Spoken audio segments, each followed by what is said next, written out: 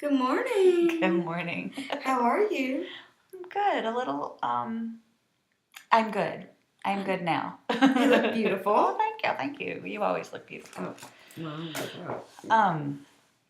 So this morning, we've been on this little roller coaster of these podcasts and making them a reality, and it's been, go, go, go, and all the positive and goodness and greatness of getting to talk about this. For a while. Yeah. Like, really months. We've had conversations about it so much, and now it's happening, and we're manifesting it, and then this morning, like, I guess I let my ego get in the way. I don't know. No. And it put me in a funk because just worrying about all the little details. And I think I did exactly what I would tell our listeners don't do. And so Well, I'm only human. And so then I was just kind of blah about it until you and I could just sit down and let me process it a little bit. That's right. You just had to look at it into a different. You have to throw it into a different perspective and realize that you can't stay on this euphoric. She's been hustling, ladies and gentlemen, like getting it, like nonstop. And yesterday I had a chance to like relax and sleep and process. And Michelle has been like nonstop, morning and night, like killing it. And so we have to give ourselves time to recoup from that. And there's nothing wrong with that. And be kind. Just what we said the other day, be kind to yourself. But I think most importantly is like letting the universe guide you and to know that and to trust in that and to know that everything will be okay. Because I think that we start to look at like you said, every single little detail and say, oh my God, and freak out and, let it consume us. And we've got to change your perspective because the mind is the builder. We build whatever reality that we want. You're right. I know this. I want that on my gravestone is mind is the builder. Thank you, Edgar Casey. But it's true. There's so much truth in that. Like, you can build whatever you want it to look like, whatever you want your world to look like, but you just have to envision it, and then you have to know that it's going to happen.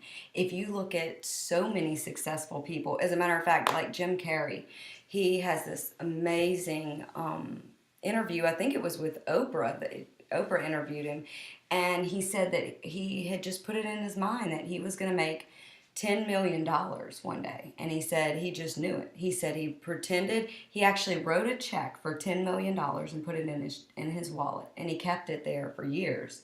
And he said he dated it for a certain date. And he said he just knew it. He believed it and he worked really hard. And he said, I think it was like within a couple of days of when the check was to expire, he had just wrapped up Dumb and Dumber, and he was paid $10 million. What?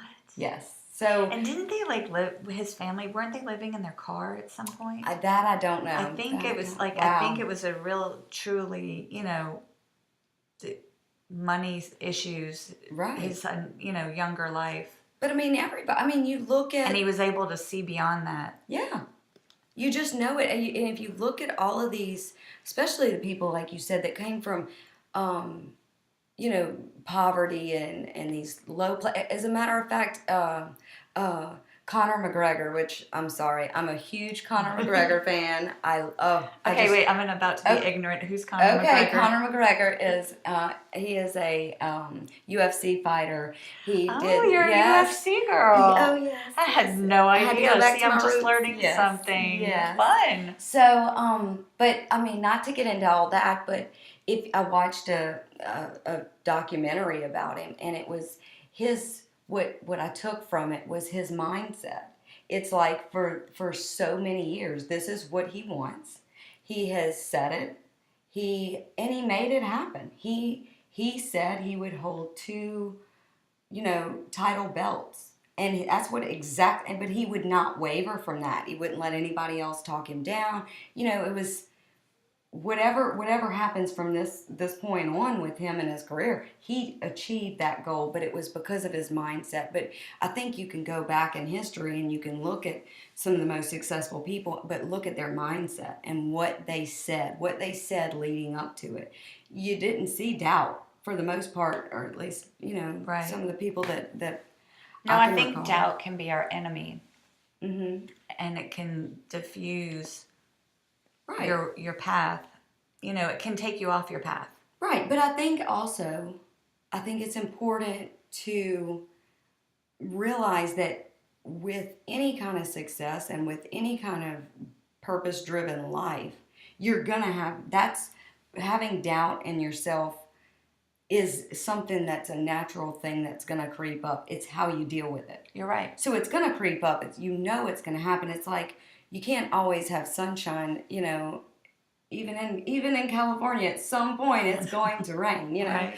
And so you've got to, it's just, what are you going to do with it? How are you going to react? Right. Yeah. And so do like you did. I mean, you processed it. You allowed yourself to feel those feelings, and, you allowed yourself to feel fear and all of these emotions, but then you've replaced them. Like, okay, I accept that I feel this way, but you've replaced them and you're like, okay, how can I move forward? And that's with anybody. I mean, Lord knows I do the same thing with my art. Like, I get in these funks where this is garbage and I don't like it. And what's crazy is those are the pieces that most people like the most. Is the ones that I'm like, ugh, this is ridiculous and stupid. And they're like, I love it. I'm okay. Maybe I should maybe I shouldn't think so much. Maybe it's me. So, but everybody does it. They really do. They really do. We just have to, I think we have to learn to stop that little hamster wheel from turning and redirect our thoughts and don't let it, because I think once you take something that's causing you doubt or anxiety and you roll with it and you fester on it for like a whole day, by the end of the day, you're exhausted. Your brain has gone through 500 different scenarios, and you've made up all of them. Oh, okay. So can we talk about it? What you did? Okay, so this You're going to throw me under the bus? I'm throwing you under the bus because I think that it is an excellent, and I thought about it the other day because I'm like, I was doing that same thing. I'm like, I'm doing a Michelle Blazer, and I don't need to do that. So let me back up and tell you, and then I'm going to let Michelle confess to what she did. But, so I am not so good with, like, keeping in touch and communication. Like, I'll have these moments where I'm, like, uber on it and just, like, in there, and I'm very punctual when I'm in my response. And other days, I'm just, like, out to lunch, and I'm cuckoo, and I don't look at my phone, or I do look at my phone for 5 minutes. 64 texts that she hasn't even checked. No lie. I'm like, how does this not stress you out? And it doesn't at all. Not even a little bit. Which is probably why I'm I was looking at your bubble. I'm like, what? Yeah, just 67. I mean, it could have been. Oh, it's gone up 3 more. Yeah. But no. So one day, Michelle calls me, and she was trying to. I'm gonna let you. Okay, so there was a family that we both knew, but I didn't realize we both knew this family, and they were going through some tough times. And when I realized that we both knew the family, I got in touch with her, and I'm like, hey, I think maybe we need to get some people involved in getting them the help they need. There was some house repairs and different issues, and she was like, oh, I had no idea. I know who to call, and so I'd sent her some information about different places that may be able to help with supplies and things like that. And then I forgot about it. I got wrapped up in my life. And then I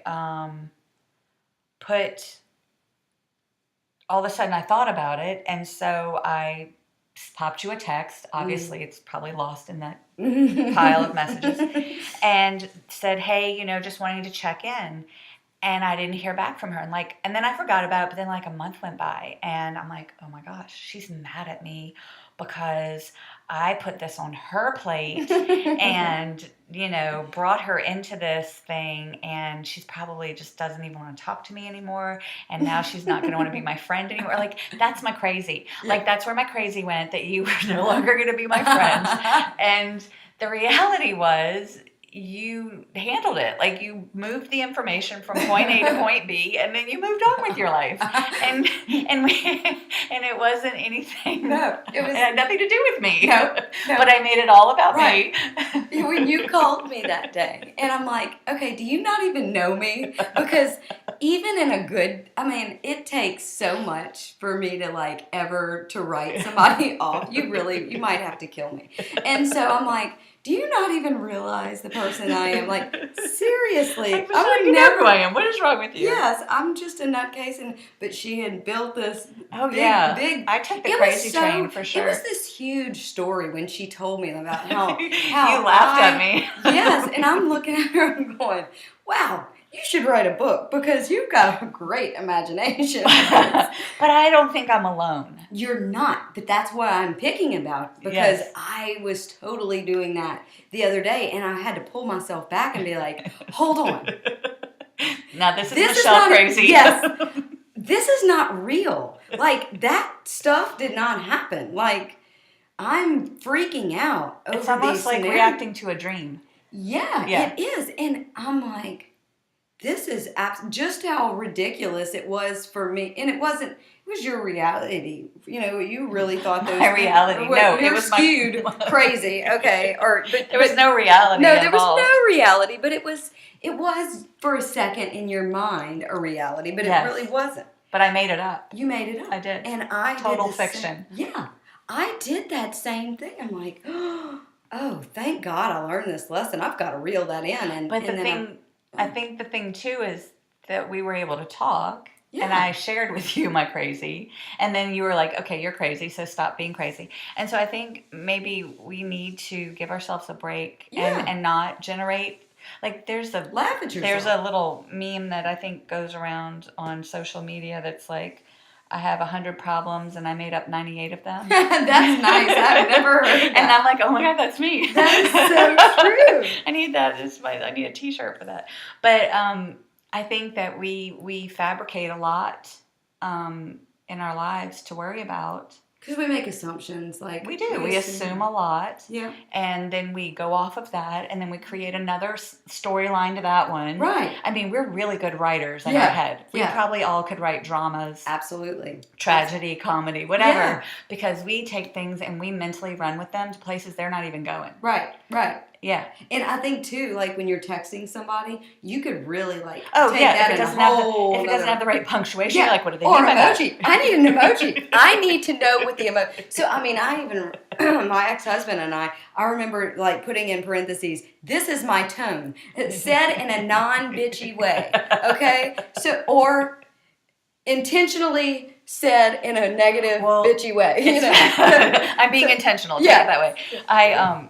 My husband and I came up with KK instead of K because K is very abrupt to us, like K. So we just do KK. It's a little light instead of OK. Like OK felt a little harsh and K felt a little harsh. So we just do KK. Oh, nice. So it's a sweet little KK. There you go. And so we had to modify our that's nice. Our response. So it's just a quick little, but you could really take that. We have to learn to just manifest the good stuff, like the things we want, instead of manifesting the stuff on the back end. Like, that's working in hindsight. Right. That's stuff that's already happened and it didn't even happen. You know what I mean? Right. So we're working backwards, and we need to look forward and manifest our life forward. And not carry all the fake baggage with us. but recognize those things, because Lord knows I learned a lesson, because it sure did reel me in quick. Yeah. Quick, whoa. And I think it's just okay, I'm about to go off on a side tangent here, but when you get a dog, and I'm saying that because we have a puppy, and you go to puppy training classes or dog obedience classes, and they're not really training the dog, they're training the owners. Oh, true. You really are training yourself so that you are consistent for your dog. And so that's really what it boils down to. And so the dog ends up getting trained, but it's because the owner has to be consistent. So you have to train the owner to who then the dog will follow their lead. At least that's how I take it. No. And I think that's what we really need to train ourselves daily. It has to be changing our internal voice to not create a crazy, to not beat ourselves up, to not let doubt rule our minds and our thoughts and our steps forward. And that is our biggest hurdle, is retraining our inner voice. Absolutely. Very well said. And that's a lot of work. It is. It's a lot. It is a lot of work, and you have to wake up, just like, I don't know, we talked about it earlier, preparing yourself for a transition. You have to wake up and mentally prepare yourself. I've had days where things just didn't go as planned. I didn't feel connected in my day. And I realized I didn't take my moment in the morning to surround myself in white light, say my prayer, get centered with God. And that's my little thing that I do. And people probably have their own little things that they do. But I need to do it before I start my day. And I find that on the days where I have a routine, like I'm getting up and I'm going to work, I have my routine and I know it's going to happen because I'm going to get in my car and that's my time. On the days that I'm not, and I'm just realizing this now talking to you, on the days that I'm not going to work, I'm not getting in my car.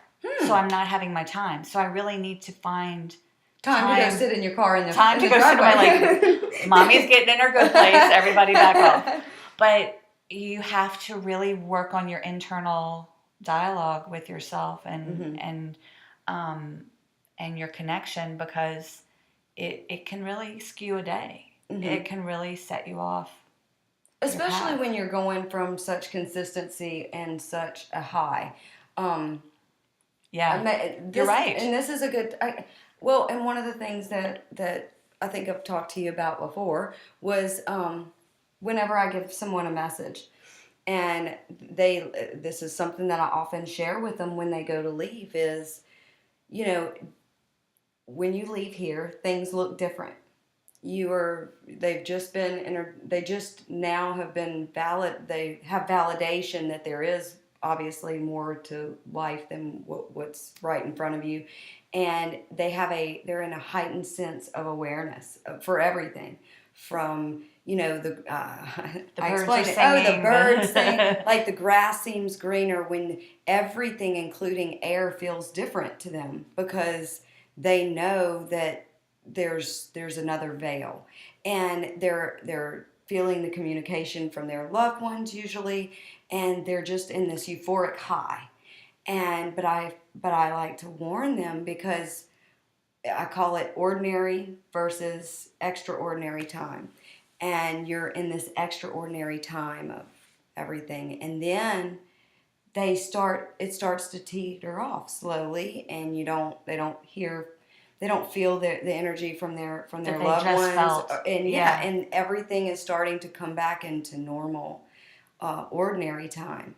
And I bet ordinary, well, I know for a fact, that time feels probably much lower than normal ordinary time, because you are at such a heightened sense of connectedness. Absolutely. And that's exactly what happens. And because I've started sharing this because I had so many people that would come back and say, "What did I do wrong?"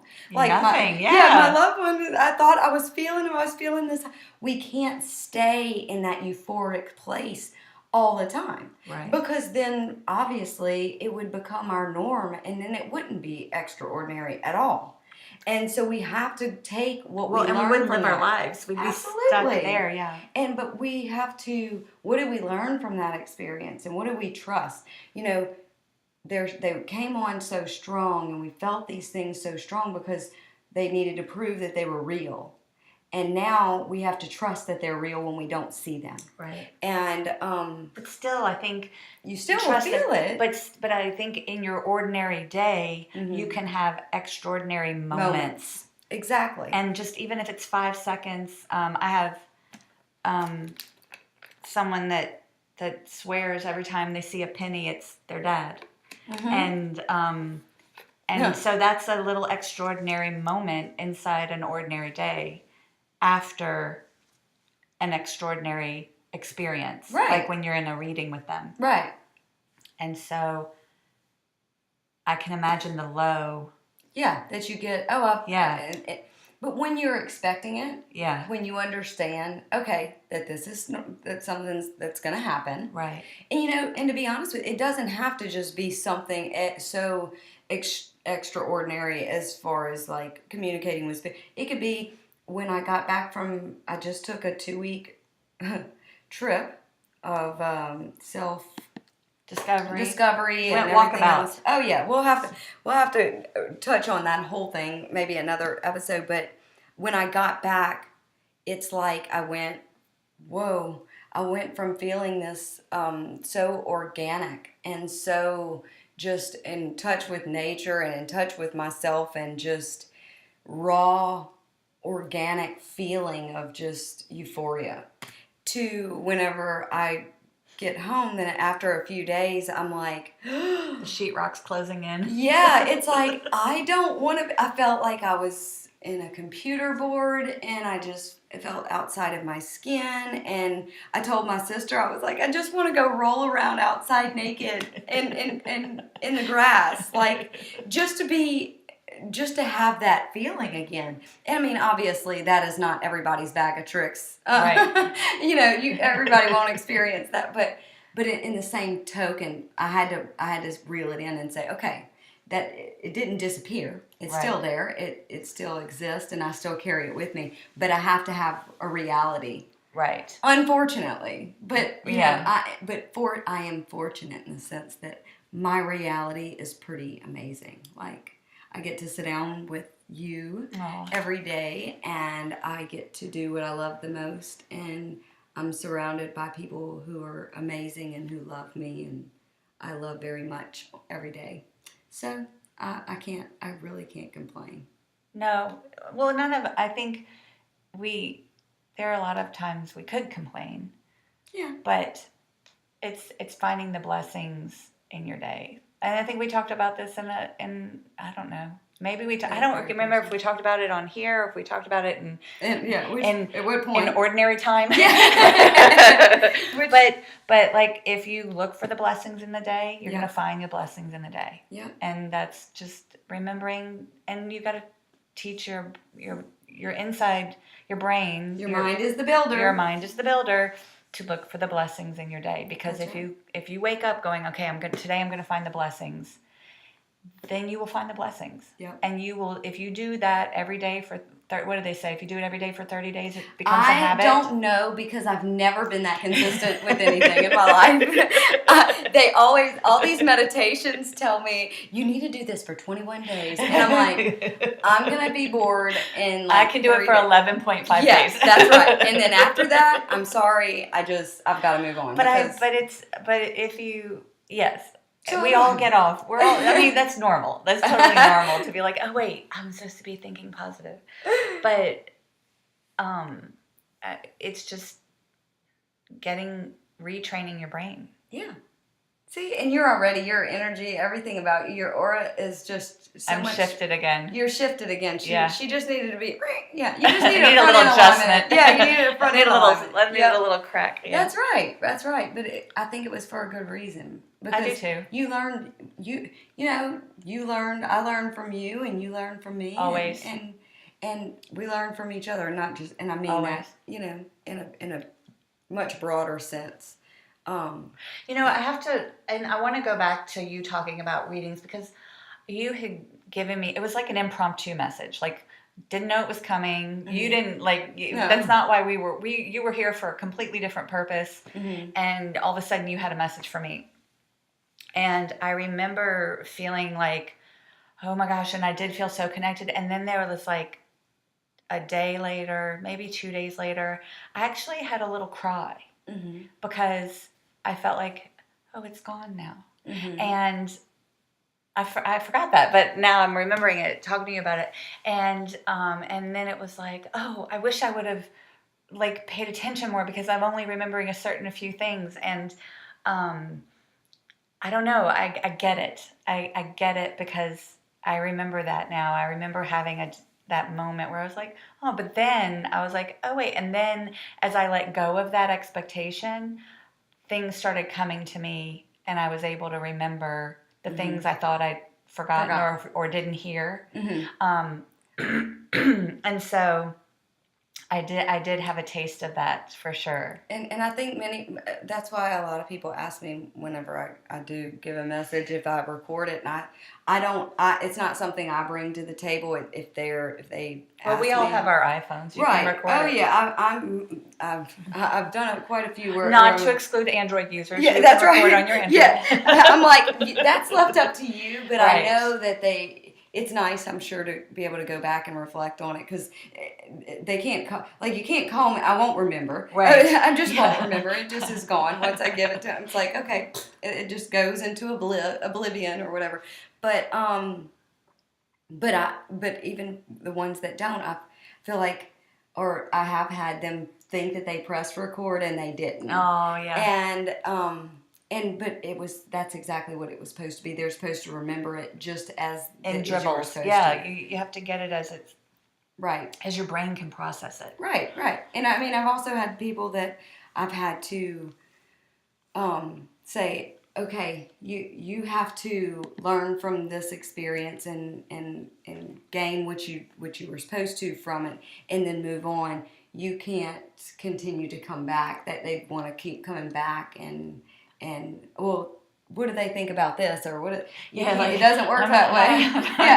I can't not your seer. No, and neither do that. That's not their goal. Life wants you to you're supposed to live your own life. Yeah, you got to see your messages. Right. Find the joy in it, and sometimes that's harder for others. Yeah, for some more so than others. But and I think people just have to learn to, focus and get centered, and and I think you need to just talk, say your prayers, and connect and be open to it, and then you'll see your messages. It could be a song on the radio. It could be someone that you are seeing for lunch and they say something and you go, oh my gosh, I needed to hear that today. Absolutely. Like, it's just, you never know where your messages are going to come from. And a lot of times it's from the least likely source ever. Like my daughter, Yes. My daughter brought up something from one of our earlier podcasts today that Michelle needed to hear. And you're right. She is 16 and she paid attention to that. So I was... And she used it. And she applied it to her life, which was really impressive. Yeah, that's really cool. And so it took me aback, but at the same time, she gained from that, but you also did too. I did too. In needing to hear that your message was heard, and because it definitely was. It definitely really was. Cool. I was like, wow.